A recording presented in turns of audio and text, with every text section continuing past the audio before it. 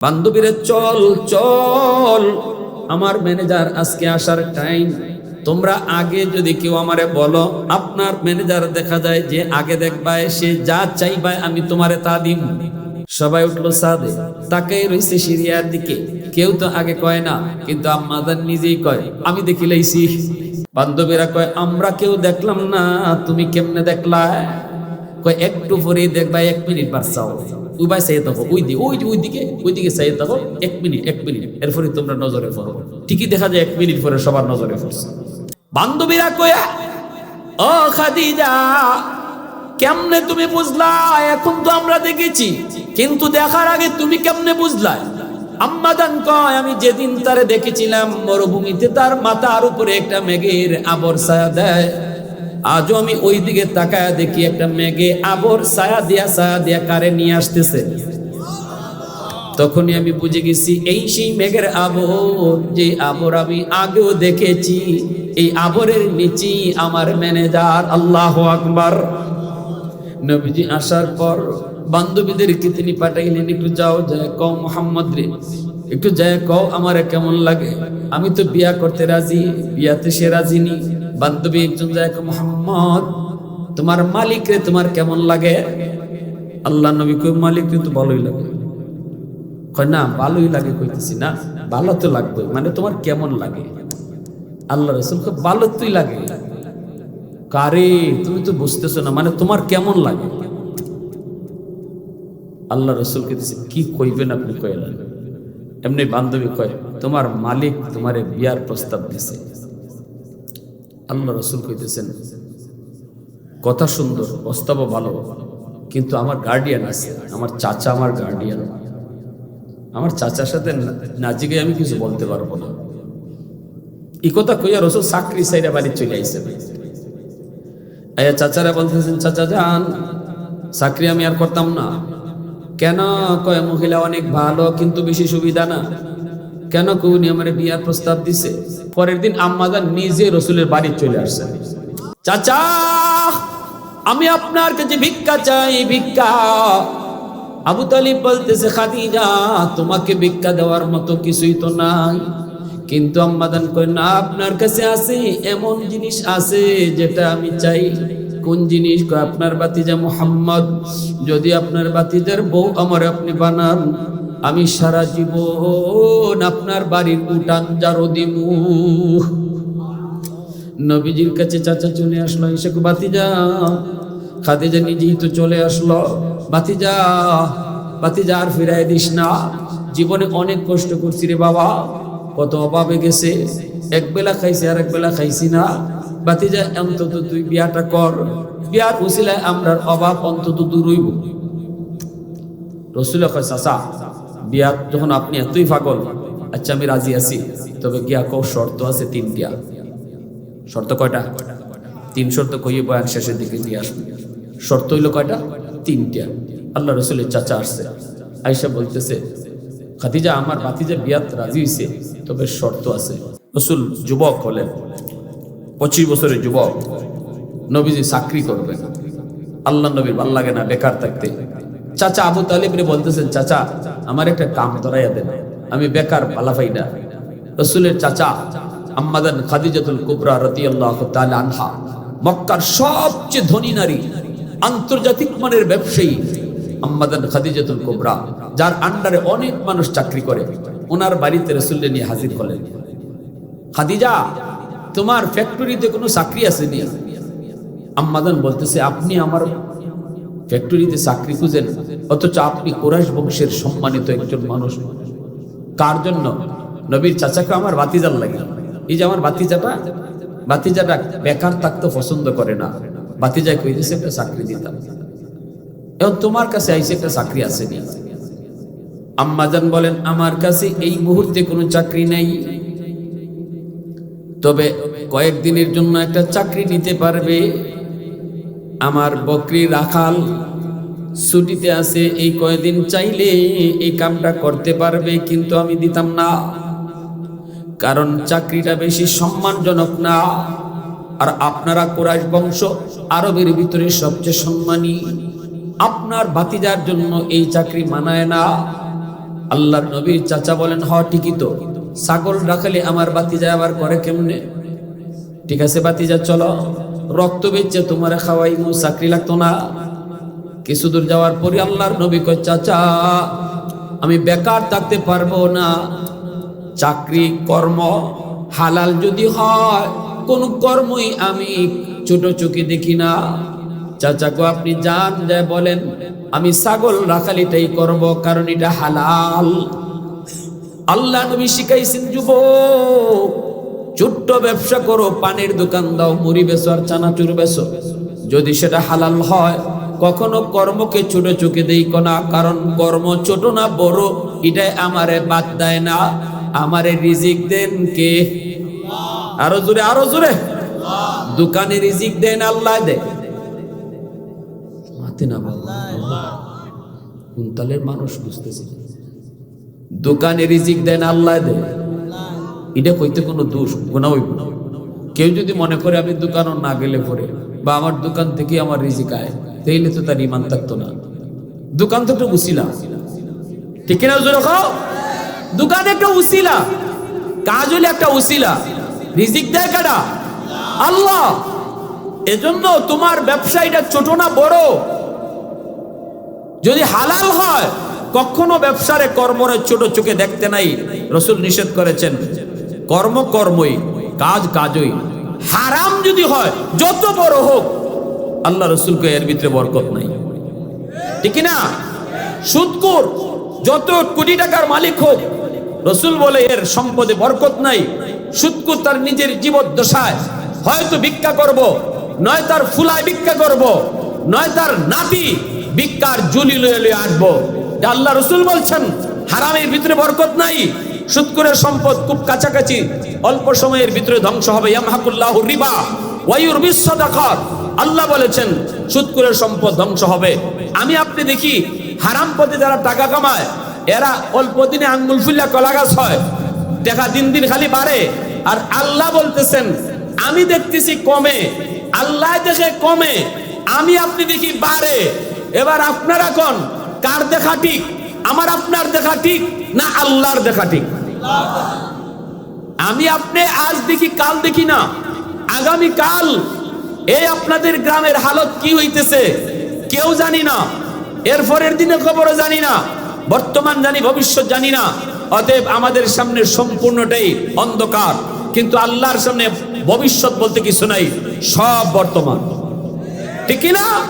এজন্য আল্লাহ দেখতেছে সুদখোরের আগামী কালকের দিন কেমন আসতেছে, এটা আমি আপনি জানি না, কিন্তু হারামখোরের আগামী কালকের রাত কেমন আসতেছে এটা আল্লাহ দেখতেছে। এজন্য আল্লাহ কয় আমি দেখতেছি এর ধ্বংস হইতেছে, আর তোমরা দেখতেছো বাড়তেছে। এবার আমাদের দেখা ঠিক না আল্লাহর দেখা ঠিক? নাম বদলিলে কি জিনিস বদলে? যে সমস্ত মানুষের সুদ খায় ইন্টারেস্ট কইয়া, এর নাফাক নাফাকই খায়, নাফাক কোনোদিন ফাঁক হয় না। যারা ঘুষে স্পিড মানি কইয়া নিতেছে, এরাও নাফাকুই খাইতেছে, ঠিক কিনা? আরো জোরে কন, ঠিক কিনা? রাসূল সাল্লাল্লাহু আলাইহি ওয়াসাল্লাম বলতেছেন, চাচা আমি হালাল কর্ম এটা যেমনই হোক, আমি ছাগল রাখালি করতে রাজি আছি, আপনি যায় কোন আমি চাকরি করব। নবীজি চাচা বলতেছে, ভাতিজা একটু বুঝিয়া হো ভাতিজা, আমরা কুরাইশ বংশের লোক, ছাগল রাখালি চাকরিটা তুই নিবি, এটা তোর সাথে মানায় না।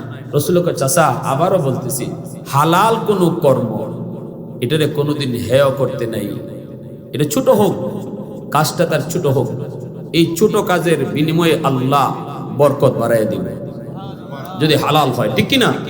হারামের দ্বারে কাছে যায় না, হারামে আরাম নাই, হালালের ভিতরে আল্লাহ আরাম রাখছে। এক বেলা খাইবেন, এক বেলা খাইবেন না, তবুও সুদখোরের কাছ থেকে সুদে টাকা নেন না, কারণ সুদখোর শুধু যে টাকা দেয় এ না, যে সুদের টাকা আনে এও সুদখোর। লানা রাসূলুল্লাহ সাল্লাল্লাহু আলাইহি ওয়াসাল্লাম আকিলার রিবা ওয়া মুকিলাহু ওয়া কাতিবাহু ওয়া শাহিদাইহি। চার দলকে রাসূল সুদখোর বলছেন। যে সুদের টাকা লাগায় হেও সুদখোর, যে সুদের টাকা আনতে যায় এও সুদখোর। যে সুদের টাকা আনতে যায় সে কিন্তু ধনী না, গরিব, ঠিক না? সে বিপদে পড়ে আনতে গেছে, তাহলে ধনীও সুদখোর, গরিবও সুদখোর যদি সুদের টাকা আনতে যায়। আর হইল যে সুদের সাক্ষী থাকে, আর 4 নম্বর হলো যে সুদের লেনদেন লেখে, এই চাইরো দলকে রসুল বলছেন সুদকুর। কিয়ামতের ময়দানে চাইরো দলের শাস্তি সমান হবে, চাইরো দলের শাস্তি সমান হবে। এজন্য যাবেন না। আল্লাহ রসুলের চাচা নিয়ে আসছেন, এসে বলতেছেন খাদিজা এই ছাগল রাখালিটা আমার বাতিজারে দিয়ে দাও। বাতিজা এইটাই করো।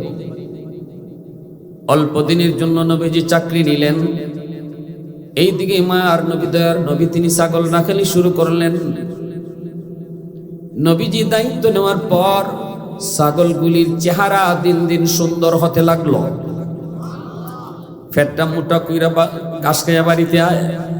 আম্মাদান খাদিজাতুল কুবরা মনে মনে কয় আগে তো আমার ছাগলে এত পেট মোটা কইরা বাড়িতে আইতো না, এত খানা খাইতে পারতো না, এত খানা পায় কই, আমার রাখালে রাখে কোথায়?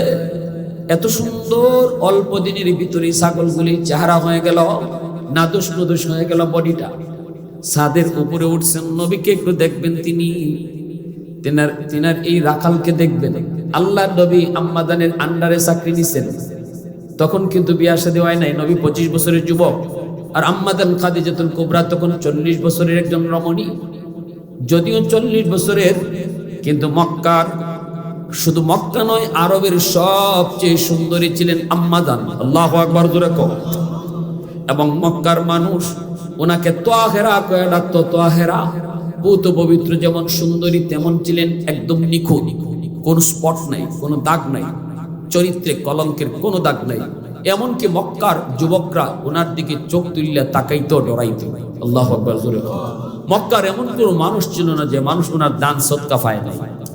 কি বুঝলেন? এমন কোনো মানুষ নাই যে সাহায্য নিছে না আম্মাজানের কাছ থেকে। আন্তর্জাতিক মানের একজন ব্যবসায়ী, ইন্টারন্যাশনাল ব্যবসায়ী, বিভিন্ন দেশে ব্যবসা ছড়ায় থাকে।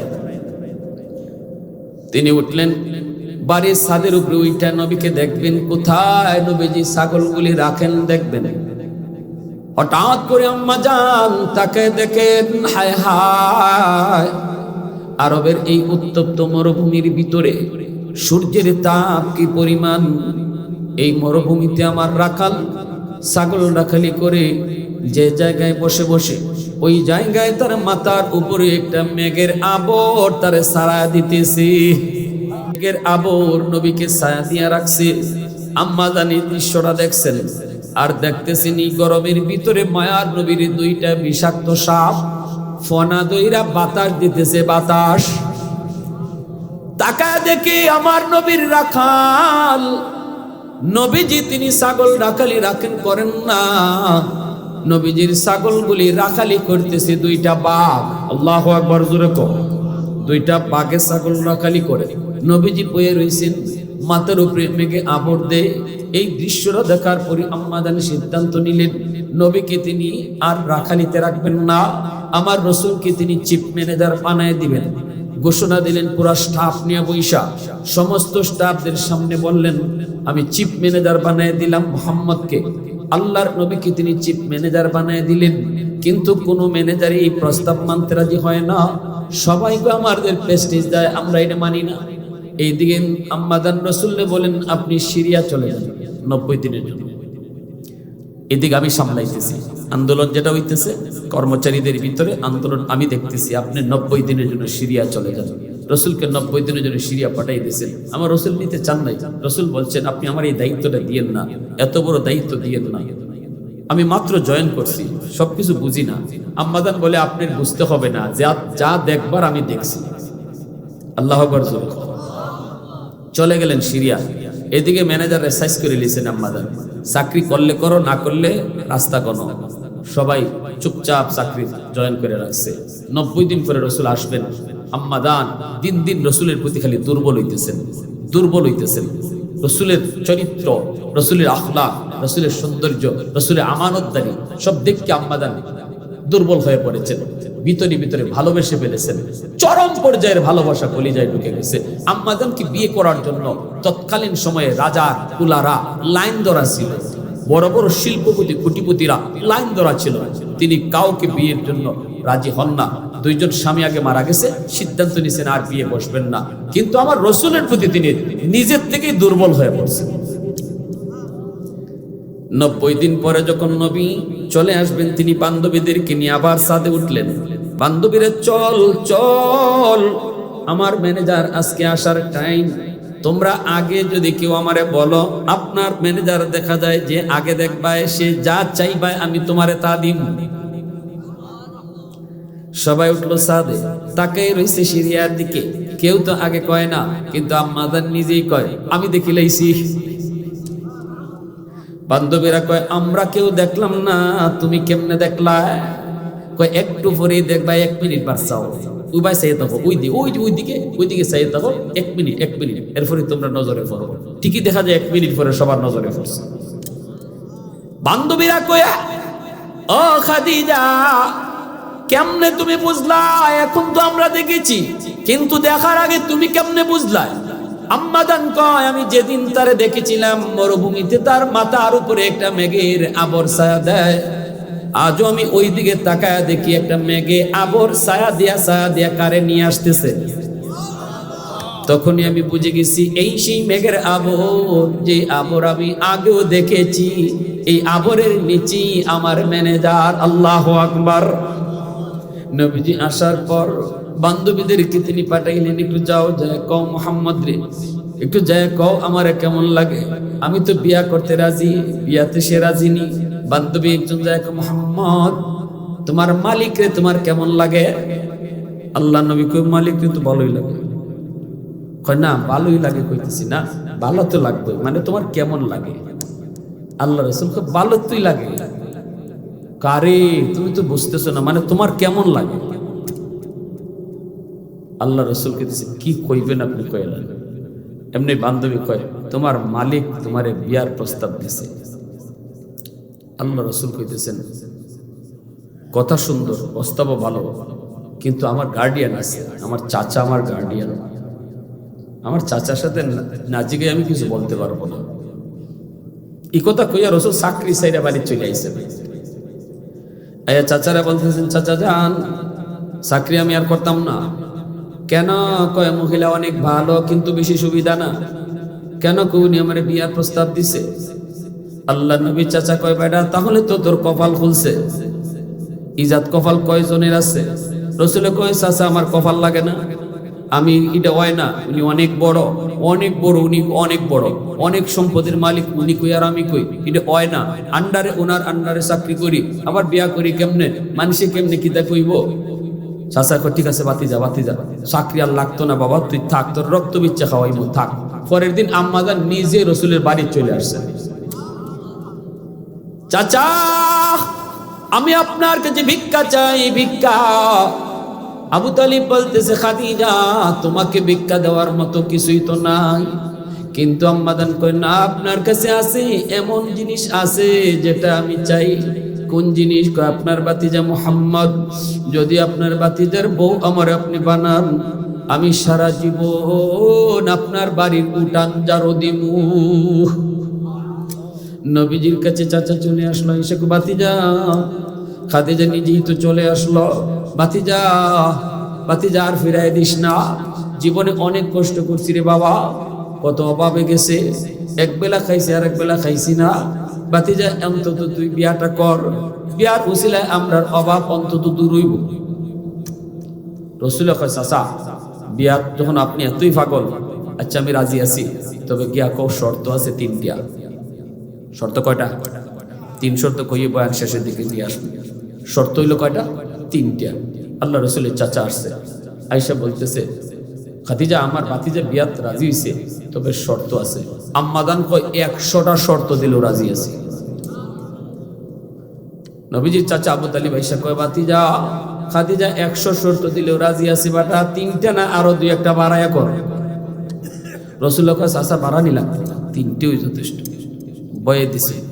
আল্লাহ রাসূল কয় 1 নাম্বার হলো আপনার যত বাড়ি আছে মক্কা নগরীতে, আপনার যত বাড়ি, সবগুলি বাড়ি যাদের বাড়ি নাই, ঘর নাই, তাদেরকে দিয়া দিতে হবে। আল্লাহু আকবার জোরে বল। যুবক একটু শুন, আল্লাহ যে কইছে আমার রাসূলকে তোমাদের মাঝে সবচেয়ে বড় নিয়ামত বানায় পাঠাইছি, বিয়া শাদী তো করবাই, করলে পরে বোর বাড়ি থেকে কিতা আনতায়, ওই রাসূল শিখাইতেছে। ফ্রিজ আনতায়, মোটরসাইকেল আনতায়, এই পালসার আনতায়, সৌদি বিদেশ যাবার টাকা লইতায়, ওই রাসূল শিখাইতেছে। একটু বাড়ছাও। আল্লাহ রাসূল কইতেছেন 1 নাম্বার শর্ত, আপনার যত বাড়ি আছে সব, যাদের বাড়ি নাই ঘর নাই তাদেরকে দিয়া দিতে হবে। আম্মা জান কয় আমি রাজি আছি। আল্লাহু আকবার জোরে কও। 2 নাম্বার শর্ত নবী বলবেন, এমনি চাচায় কানে কানে যায় কয় ভাতিজা চাচার পায়ে একটু ছায়া কইস। এটা জীবনে খুব কষ্ট করছি রে বাজার, তুই তো দেখছো, তুই চাচার পায়ে একটু ছায়া। রাসূল কাইছে চাচা। 2 নাম্বার শর্ত হলো আপনার, আমি একজন গরিব মানুষ, আমার বাড়ি নাই ঘর নাই, চাচার ঘর থাকি চাচার ঘর খাই, আপনারে নিয়ে আমি থাকবো কই? বাঙ্গা ঘরে থাকবেন নি? আমার ঘরে চুলায় আগুন জ্বলবে না, 1 দিন 2 দিন সপ্তাহ চলে যাবে, জীবনে কোনোদিন আপনি উপাস থাকেন নাই, বোকা থাকার কষ্ট আপনি টের পান নাই। আমি মুহাম্মদের ঘরে যদি বিবি হয়ে আসেন তাহলে কতদিন কত রাত মনে হয় না খায়া থাকতে হবে, পারবেন নি?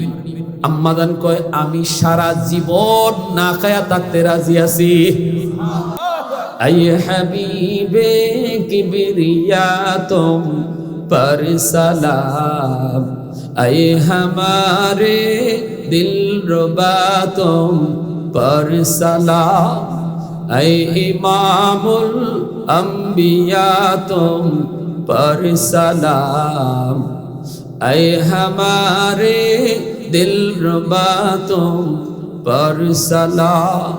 मस्जिदे आको सामे जुमला अंबिया, मस्जिदे अक़सा में जुमला अंबिया, मुक़्तदी थे और वहाँ तुम मुक़्तदा, मुक़्तदी थे और वहाँ तुम मुक़्तदा, ऐ हबीबे किबरिया तुम पर सलाम, ऐ इमामुल अंबिया तुम पर सलाम। मुसलमाনের আওয়াজে কো আল্লাহু আকবার। এখন শর্ত রইছে কয়টা? জোরে কও কয়টা? চাচা কি আপনি ভাতিজা রইছি মাত্র একটা, একটু সাইজ রে বাস চাচা। রাসূল কয় আপনার যত সম্পদ, চাচা খুশি হয়ে গেছে, এখন খালি কইল ভাতিজা ভাতিজা কইলা চাচারে দিলাম। আরে চাচারে লাগতো না, যদি খালি নিজেও লইলা তো তো চাচা ওই মানে ঠিক না? আমার ভাতিজা তো আমার ভাতিজা ভাতিজা ক ভাতিজা ক। আল্লাহ রাসূল কে আপনার যত সম্পদ, সমস্ত সম্পদ গরিবের মাঝে বন্টন করে দিতে হবে।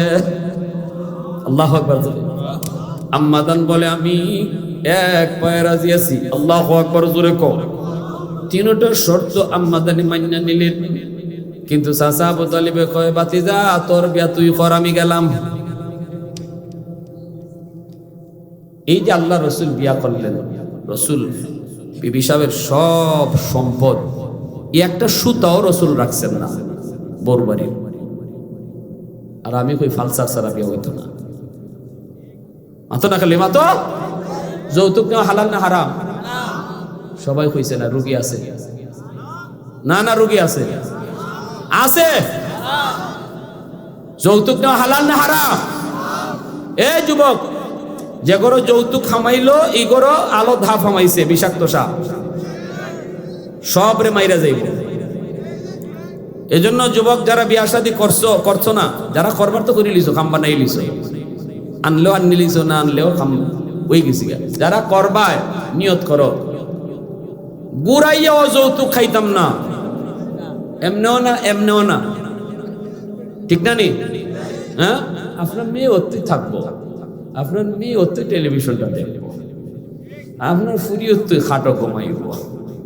একটা ফ্রিজও মাছ মাংস রাখলে তো আপনার ভুইরই রাখবে, ওইসে নি খান। ফইলা কইলাম ইতা পারে না, ইতা পারে না, ইতা পারে না, ইন্না লিল্লাহ, ইতা কিতা ইতা না যায়। তে ওই যে আপনার জিল লাগে যে তা দিবার দিলে খামাইছে। আর নিলে আরেকজনকে দেখো, অন্য ভাই আরেকজনকে লাগাইয়া, এরা এটা চায় না। তবে এই যুগে কি ফালসার না দিলে হয়নি। এই ধরনের ডাইরেক্ট হোক আর গুড়াই হোক, যৌতুক না হারাম, হালাল না হারাম?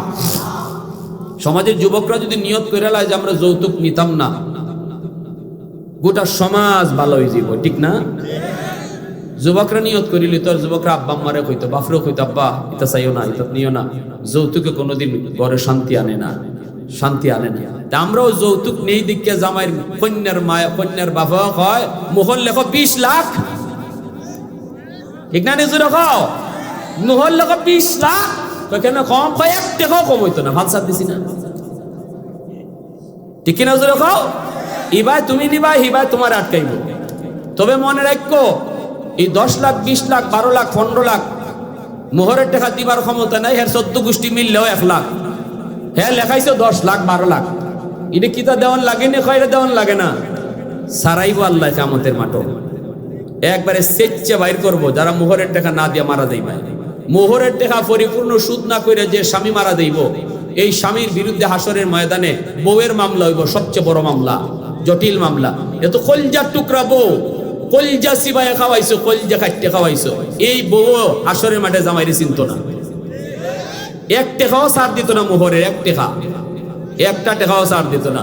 এজন্য আলতু ফালতু 10 লাখ 12 লাখ মোহর লেখাইয়া গলাত কাটা হারাইও না, সাবধান। কইবা ভাই আমি 1 লাখের উপরে পারতাম না, কারণ আমার 1 লাখ আছে।